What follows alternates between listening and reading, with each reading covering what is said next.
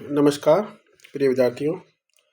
लगभग हर साल बोर्ड परीक्षा में एक अंक का ये क्वेश्चन पूछा जाता है कि यदि एक खंभे की लंबाई परछाई खंभे की ऊंचाई के बराबर है तो सूर्य का उन्नयन कोण क्या होगा। देखो, बड़ा सिंपल सा क्वेश्चन है। याद रखने के लिए आपको एक सवाल में सॉल्यूशन करके बताता हूँ, उसके बाद कुछ बातें अपने को याद रखनी है। जैसे मान लीजिए ये एक खंभा है ए बी, इसकी परछाई बी सी बन गई, तो मान लीजिए इसकी ऊंचाई h है और इसकी परछाई भी h बन गई।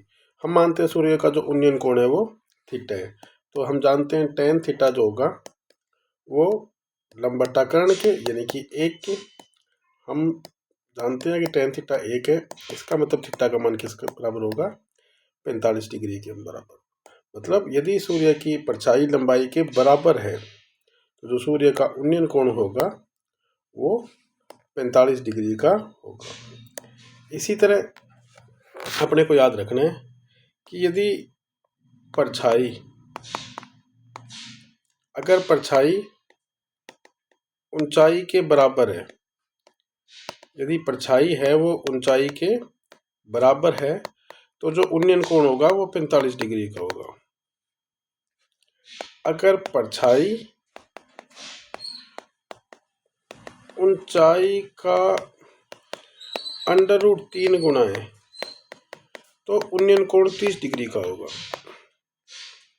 तो जो उन्नयन कोण है वो 30 डिग्री का होगा। यदि परछाई ऊंचाई का 1/√3 गुना है तो जो उन्नयन कोण होगा वो 60 डिग्री का होगा। लगभग इन तीनों में से एक क्वेश्चन पूछा जाता है। ऑब्जेक्टिव क्वेश्चन जो बहुविकल्पात्मक होते हैं उसमें क्वेश्चन पूछा जाएगा। अगर परछाई ऊंचाई के बराबर है, उन्नयन कोण 45 डिग्री का, परछाई ऊंचाई का √3 गुना है, उन्नयन कोण 30 डिग्री का, परछाई ऊंचाई का 1/√3 गुना है तो उन्नयन कोण 60 डिग्री का होगा। Thank you.